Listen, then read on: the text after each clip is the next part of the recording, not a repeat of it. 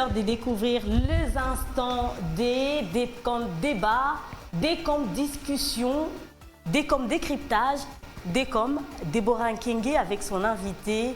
Et oui, aujourd'hui, on s'intéresse au dossier Minembwe. Un dossier qui fait couler beaucoup d'encre et salive, un dossier qui fait parler d'elle, un dossier exhumé des cendres. Alors, avec qui nous allons nous entretenir? C'est avec Pablo Yodi Djoumé. Qui est-ce? Mesdames et messieurs, je vous propose de découvrir son profil à travers ce portrait.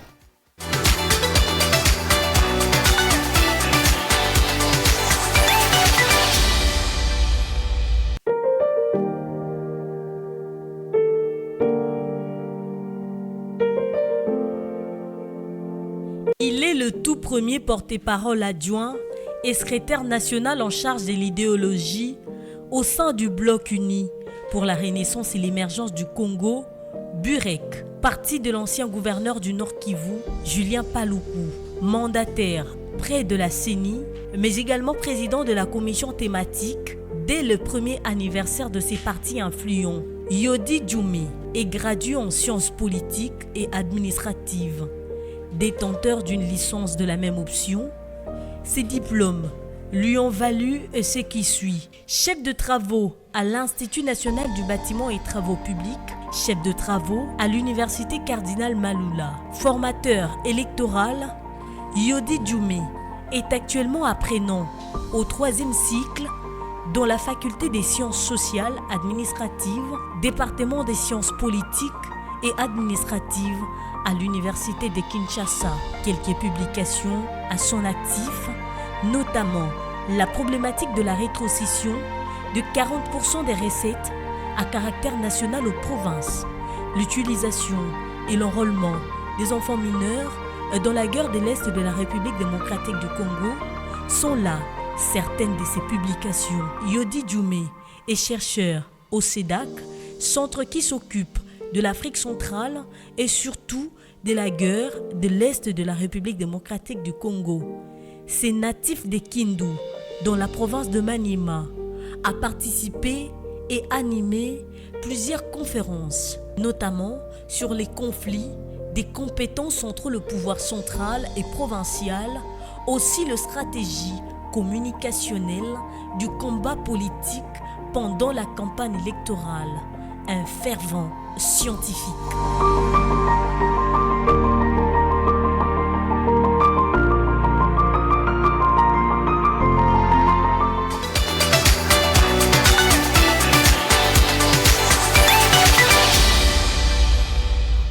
Vous l'avez certainement compris, mesdames et messieurs, c'est l'heure de recevoir notre invité Yodi Pablo Djoumé. Si vous pouvez déjà faire votre entrée.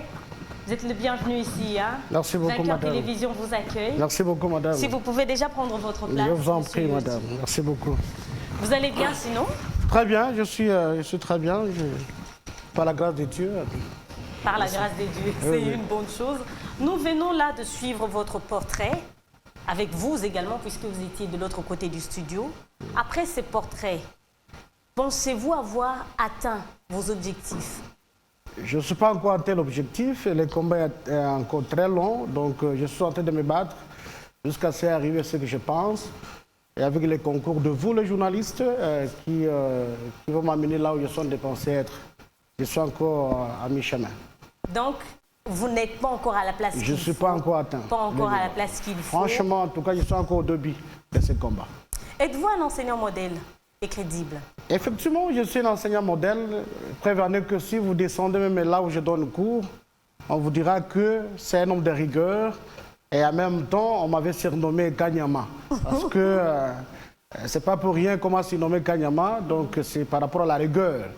Parce que nous voulons faire quand même en sorte que cette jeunesse puisse avoir une bonne formation pour défendre le diplôme, parce que le diplôme n'est qu'une présomption de connaissances. Ce n'est pas le diplôme qui défend quelqu'un, mais c'est la connaissance, la tête qui défend quelqu'un. Être Kanyama, ce n'est pas un problème. Être rigoureux, ce n'est pas un problème. Vous n'êtes pas un distributeur des points, parce que ça s'est fait même en coulisses. En tout cas, je ne peux pas moi-même me féliciter, mais néanmoins, si vous descendez sur le terrain, on vous dira que c'est un homme pour l'aborder, surtout donner le point gratuitement, c'est vraiment difficile. Et les points sexuellement transmissibles, ce sont les antivalaires que nous combattons. D'ailleurs, à qui j'assiste, c'est le professeur Onsine Saman, avec les cours d'éducation à la citoyenneté. Parmi les antivalaires que nous combattons, les mauvaises pratiques, c'est tous les points sexuellement transmissibles, la corruption, le branchement. Et franchement, nous sommes contre avec ce genre de pratiques pour notre enseignement. Merci Yodi d'avoir répondu à ces questions. Alors nous entamons à présent la deuxième partie de notre émission. Oui, il s'agira dans cette deuxième partie de parler de ces sujets qui défrayent la chronique en République démocratique du Congo, le dossier Minembwe. On va d'abord suivre ces dossiers, on se retrouve après.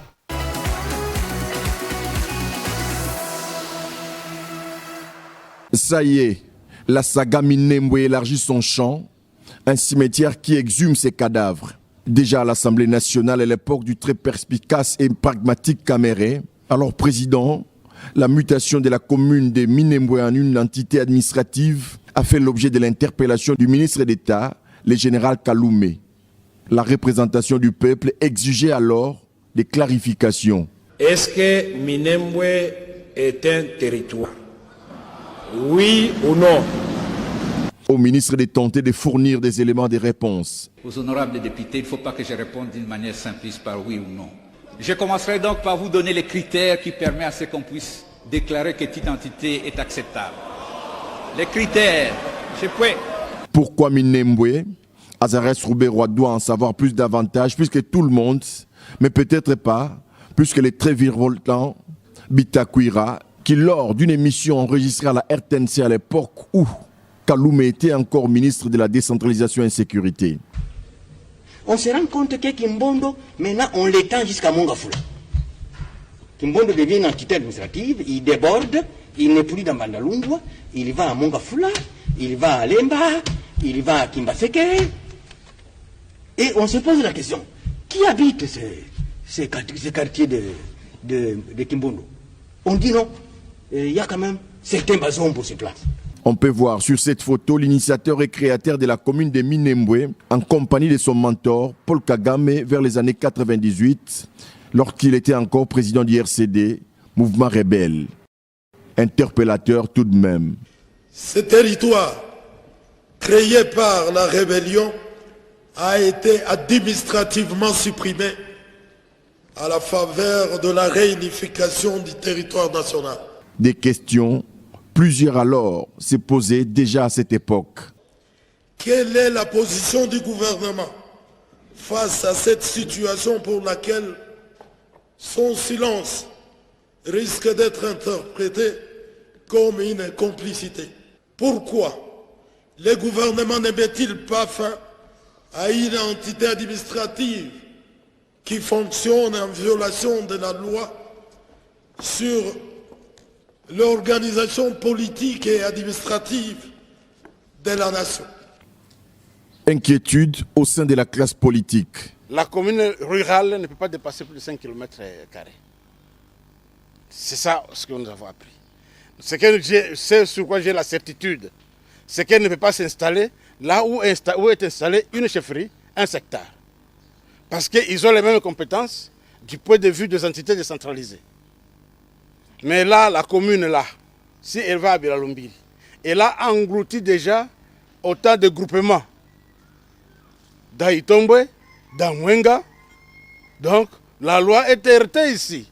Cependant, les concernés qui a été interpellé sous l'initiative du député national Moïndo Nzangi a répondu en ce sens. C'est sous l'instruction du président de la République, Félix Tshisekedi, qu'il est allé à Minembwe. Il m'a instruit de le représenter. Des questions surgissent alors. Il n'a aucun pouvoir sur la territoriale, ni sur les gouverneurs des provinces. C'est le président Félix qui a instruit lui-même les autorités provinciales du Sud Kivu pour l'installation. Il n'a aucun pouvoir sur les forces armées. C'est le président lui-même qui a instruit les généraux des FARDC d'être là. Azarias Rouberois n'est pas le ministre de l'Intérieur ni le patron de la territoriale pour prendre l'arrêté de programmation de l'installation des entités. Le président a-t-il instruit et le VPM a été favorable? Si le ministre d'État en charge de la décentralisation ne dit pas vrai, c'est au président de la République de tirer les choses au clair.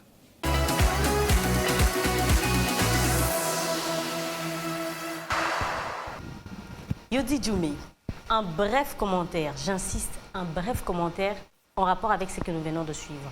Mais c'est clair, vous avez suivi l'ancien ministre de l'Intérieur, Denis Kalomé, qui a laissé des traces. La question de savoir est-ce que la commune rurale de Minem dépasse en termes de superficie même la ville de Goma. Pendant que la ville de Goma a, au moins si je ne me trompe pas, deux communes. Mais comment une commune rurale dépasse la ville de Goma? Et donc, c'est une question vraiment, il faut en débattre en profondeur, sans beaucoup de négligence. C'est pourquoi vous avez remarqué que même les notables d'ici Kivu, je viens de le suivre, il est d'abord mécontent dans la procédure même de faire des choses. Mais lorsque le ministre de la décentralisation, ministre d'État, il n'est pas de moindre, hein, parce que quand on nomme quelqu'un ministre d'État, c'est par rapport à son poids politique qu'on nomme quelqu'un ministre d'État, qu'il dit sur instruction du chef de l'État, qu'il est tenté de représenter le chef de l'État. Et que le président, de son retour, il dit cela s'est fait parce qu'il était à l'extérieur de la République. Ça pose un problème. Qui manque qui? Et donc, ça pose un problème maintenant là-bas. Il appartient maintenant au peuple congolais de prendre les choses en main. Et pourquoi exhumer ces dossiers maintenant? Pourquoi seulement avec l'actuel ministre de la décentralisation? Trop bien, parce que vous m'aviez demandé ce bref commentaire, parce qu'il y a beaucoup de choses à dire. On y va, Très bien. On en parle. Normalement, Minembwe n'était pas une commune rurale. C'est un village au sein du territoire de Fizi. Et au début, le ministre d'État, Robert, à qui j'ai beaucoup de l'estime, il a commencé le combat pour que Minembwe devienne un territoire. Il a conquéri pour devenir territoire. Il continue avec le combat. Parce que pour créer, parce que nous sommes dans la décentralisation. Dans la décentralisation, nous avons ce qu'on appelle les entités territoriales décentralisées. Nous avons la commune, chefferie, secteur et la ville. Et parmi les conditions qui prouvent en sorte qu'on puisse créer une commune, une entité, il faut avoir au moins 20 000 habitants. Est-ce que Minembwe a 20 000 habitants? C'est ça la question qu'il faut se poser. 20 000 habitants. Alors, si vous me permettez d'aller plus loin avec l'histoire, les gens voient Minembwe. Je dis, moi, c'est très loin avec le Rwanda, mais il ne faut pas oublier qu'un roi rwandais, communément appelé Roi Bougira, qui enviait les vallées et les montagnes du Nord Kivu, de l'Est de la République, qu'il a attaqué le Bush et le Bubembe. Et heureusement, en 1895, il était tombé dans une embuscade, qu'il avait perdu la vie. Et plus tard, le Rwandais, ils ont attaqué les Bafuliro, les Baoundé, les Banandé. Et c'est pour essayer quand même de reconquérir le territoire de la RDC. Et à partir de 1937 jusqu'à 1956, il y a maintenant une immigration incontrôlée de la communauté rwandaise dans notre territoire. Imaginez quand ils sont arrivés avec l'objectif de créer de nouvelles tribus, dans notre pays. Et la première tribu qu'ils ont créée, c'est Banyabwisha, c'est au nord Kivu. Et au sud Kivu, ils ont créé ce qu'on appelle les Banyamulenge. Et au Katanga, les Banyavyura. Voilà un peu la problématique et le scénario de ce genre-là. Et parfois, nous ignorons ça. Et si nous allons plus loin avec l'histoire, je prends l'exemple de Yougoslavie. C'est un vaste territoire de l'Europe. Et plus tard, les Albanais, il y avait la guerre dans leur pays, ils se sont réfugiés à Yougoslavie pour s'installer. 35 ans plus tard,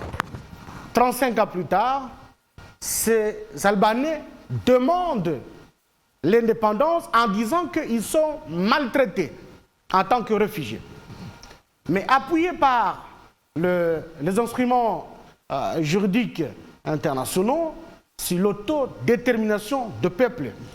C'est ce qui a fait en sorte qu'aujourd'hui, Kosovo est devenu un État. Il y a éclatement de Yougoslavie, il y a la Serbie, la Croatie, Monténégro, il y a Kosovo. Maintenant, aujourd'hui, Kosovo, ça devient un État. C'est le cas où on peut connaître avec la RDC. On ne voit pas en termes de distance, mais on voit en termes d'objectifs. Parce que nul n'ignore qu'avec la loi de 1972 de Bisengemana, qu'on avait octroyé à une communauté burundaise et rwandaise la nationalité congolaise. Plus tard, le 15 mai 1982, on a abrogé cette loi pour l'exécution de cette loi. Vous voyez déjà, il y a posé déjà un problème sur la nationalité, parce que c'est un autre débat là-dessus. C'est pour cette raison, on ne refuse pas nos frères, mais ils ne sont pas seulement minoritaires. Eux, ils ne sont pas seulement minoritaires. Il y a d'autres tribus. Pourquoi d'autres tribus ne réclament pas? Tout justement par rapport à ça, Minembwe, si en République démocratique du Congo ou ailleurs, pour que ça devienne vraiment ou véritablement un problème pour l'État congolais. Nous avons les interpellations à l'Assemblée nationale qui ne datent pas d'aujourd'hui. Déjà à l'époque où Vital Kamerhe était président de l'Assemblée nationale, si on peut nous balancer cet extrait.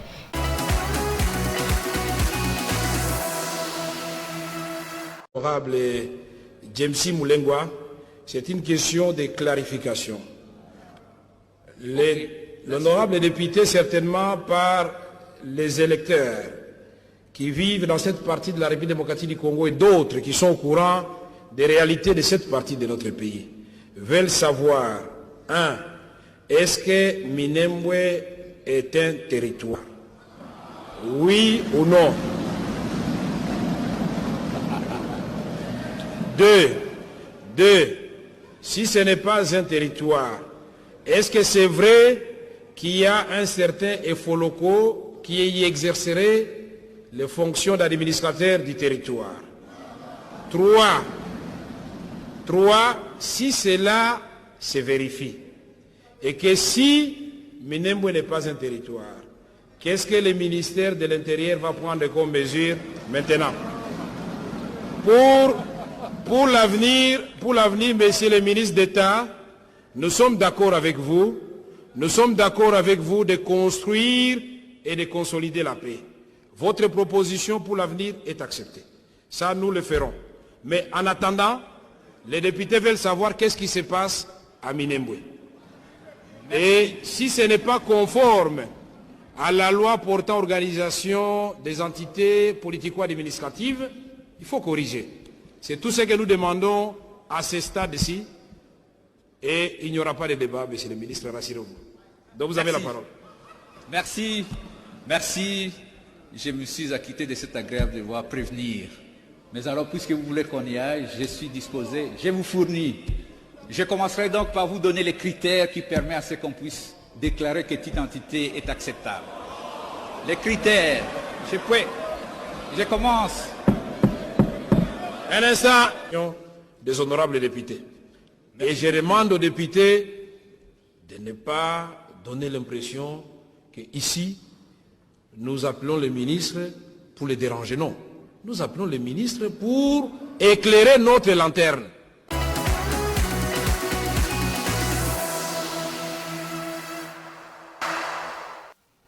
Votre réaction, pourquoi ça doit devenir un problème pour l'État congolais? J'ai parlé des interpellations. On vient de suivre.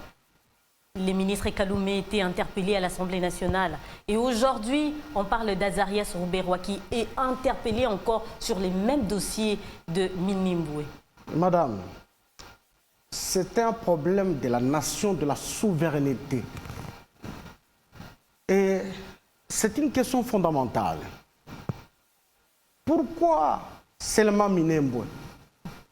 Pourquoi pas d'autres tribus? Parce qu'il y a des agendas cachés derrière ça. Je viens de vous donner l'historique de la naissance de l'État du Kosovo.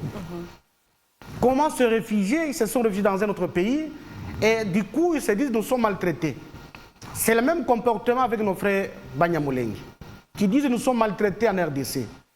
Mais on se pose la question, pourquoi seulement cette commune rurale qui a mobilisé des hommes d'État assistés à l'installation du bourgmestre, du jamais vu. Voire même l'ambassadeur des États-Unis d'Amérique, je me demande, est-ce qu'il devient membre du gouvernement de la RDC? Qui doit nous dire? Il se retrouve là-bas. Mais quand vous regardez l'ordre de mission du ministre d'État de la décentralisation, l'installation, ce qu'il nous a dit, ça ne figurait pas dans l'ordre de mission.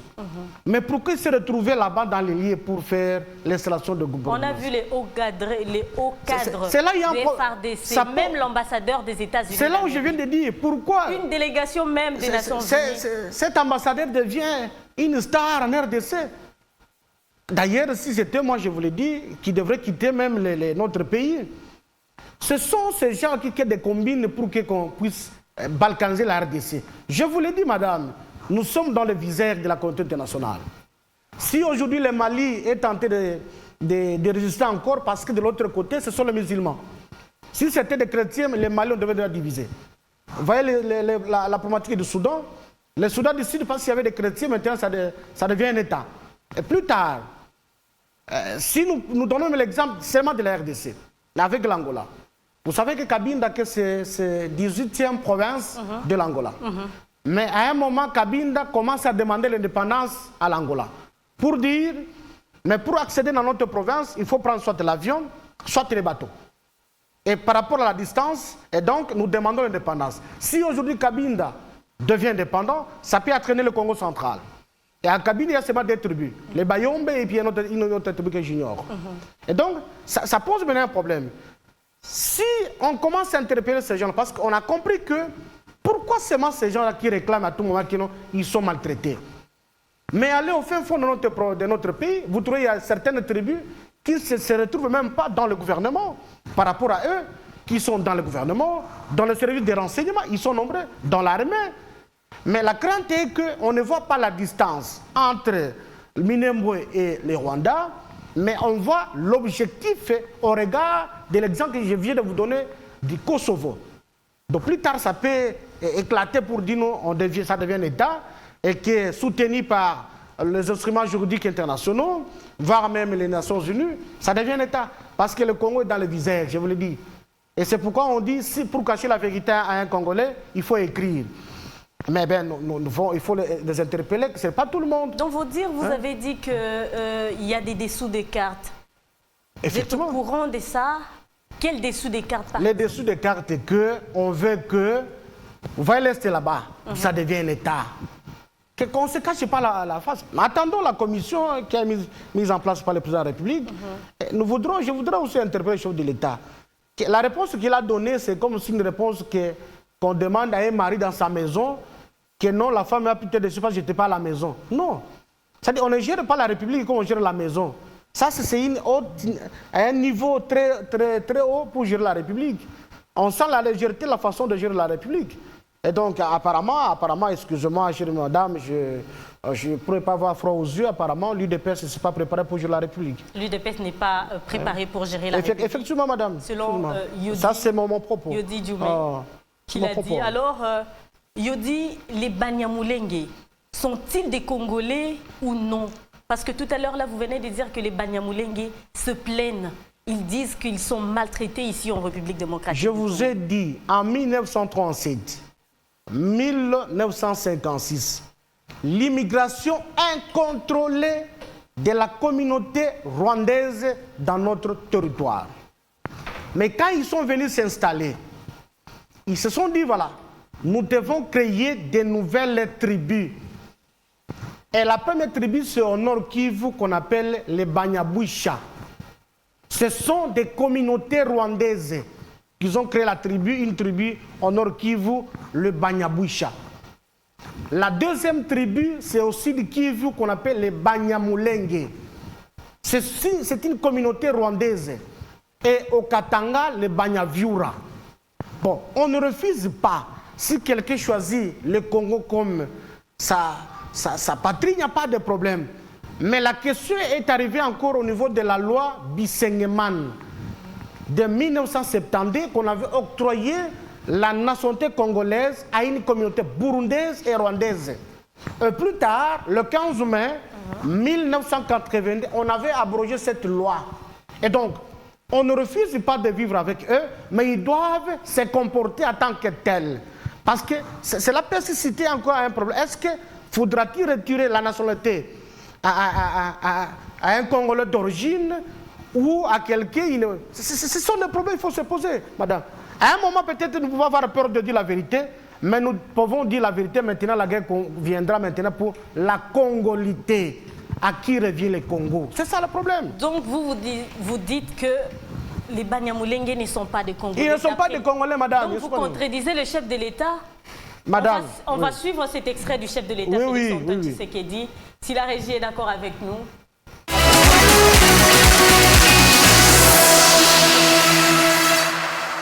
Baboye, Banyamulenge, Bazali, Bakongolais. Totika koyinana katina biso.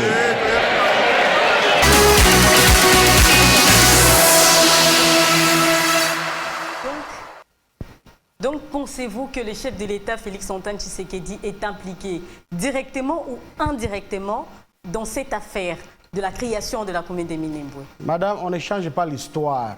Je viens de vous le dire.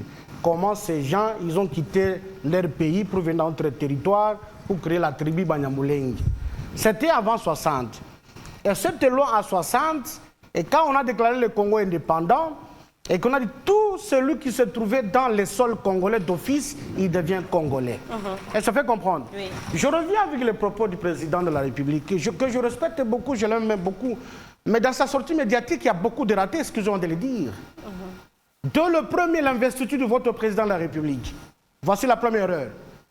Quand on l'a remis tous les symboles de la République, il fait son discours, il dit « Je remercie le président de la République, Joseph Kabila Kabange, pendant qu'il est devenu quand même honoraire. » Deuxième erreur. Il a fait le culte tout en dédiant le pays au christianisme en prenant la Bible. Pendant que, quand vous lisez le préambule de notre pays, de notre constitution, nous sommes dans un pays laïque, il devrait faire le culte œcuménique, qui est de dire, voilà, je viens, je prie pour remettre tout ça. Non, c'est pas ça. Troisième erreur, parfois de déclaration, il fait ça en Europe.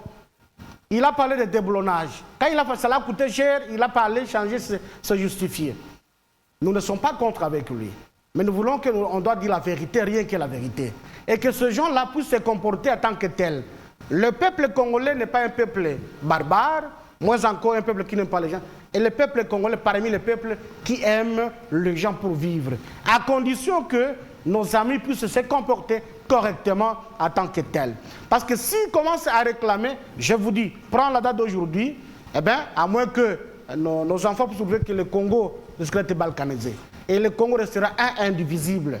Quelle que soit la pression de ces gens qui font toujours des pressions, qui sont marginalisés, eh bien, le Congo restera indivisible. Et donc, j'invite le chef de l'État de revoir quand même l'histoire, mais tout en leur disant que, eh bien, même si vous êtes des Congolais, vous êtes venus quelque part. Hein, vos souches, c'est quelque part. C'est un peu ça, madame. Alors, parlons à présent de la dernière sortie médiatique de Roubaix-Roy. Il nie le fait qu'il s'est rendu à Minembwe pour installer les bourgmestres de son propre gré. Comment vous, Yodi, vous expliquez ces dédouanements des Roubaix-Rois face au chef de l'État, Félix Tshisekedi? Bon, quand il nie, pendant qu'il dit, j'ai le quitus du chef de l'État, sur instruction du chef de l'État. Mais dans l'ordre de mission, l'installation de bourgmestre de la commune rurale de Minembwe n'existait pas. Et ça fait comprendre. Alors, il nie. Mais pourquoi se retrouver dans l'endroit dans la cérémonie qu'on installe le bourgmestre? Et pourquoi l'ambassade des États-Unis d'Amérique se trouvait là-bas dans les lieux? Les hauts cadres des Non, écoutez, sont sérieux. Les FRDC. Même les FCC. Même les FCC, certains membres du FCC sont mécontents du comportement. C'est pourquoi on lui avait demandé qu'il doit les répondre à l'Assemblée nationale. Expliquer au peuple congolais la situation, le vrai problème de Minembwe. Parce que pourquoi c'est ma Minembwe? Depuis l'époque, on fait ce Minembwe. Mais pourquoi on ne parle pas de votre territoire? Et pourquoi seulement maintenant? Hein? Non, mais c'est la question. Pourquoi pas avec d'autres ministres de la décentralisation? Écoutez, Mais pourquoi seulement il va demeurer toujours ministre de la décentralisation? Pourquoi seulement Roubero? Mais pourquoi il doit toujours demeurer ministre de la décentralisation? Pendant que lui n'a même pas un député. Il n'a même pas un député, mais il a un grand ministère comme ministre d'État. Les autres, ils ont des députés, mais par rapport à leur poids, mais ils n'ont même pas un ministre. Mais pourquoi doit seulement garder ce poste-là? Pourquoi? On doit chercher quelqu'un d'autre. Parce que ce sont des jeux politiques qu'on comprend tous. Nous ne voulons pas que cela arrive dans une situation très compliquée. Parce que le peuple congolais, c'est un peuple sauvage quand il se décide pour défendre son intérêt. Mais à un moment, on est calme. Nous voulons que cette commission que le chef de l'État a mis en place puisse nous amener des solutions aux problèmes à qui le peuple congolais est tenté de vivre ce scénario.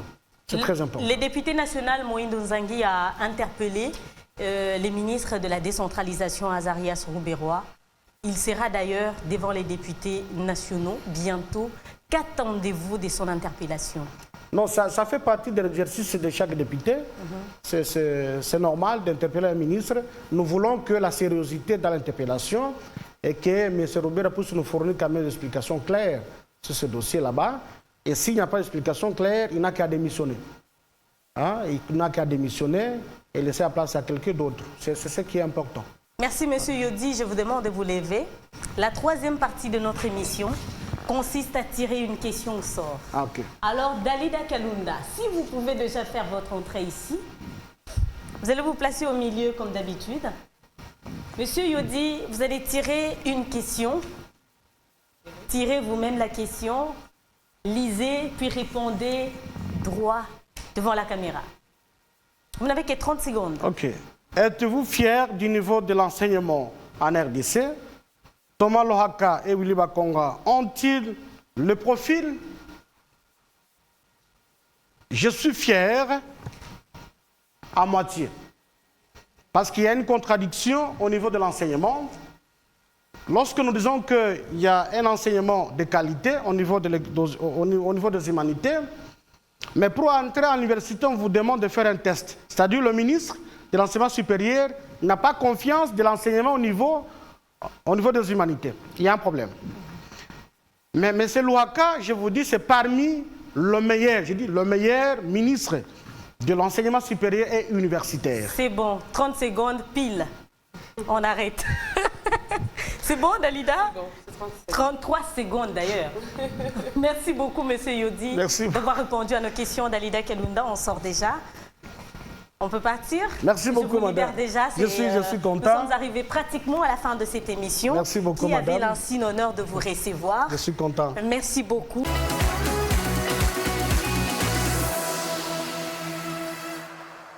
Vous avez certainement aimé cette émission.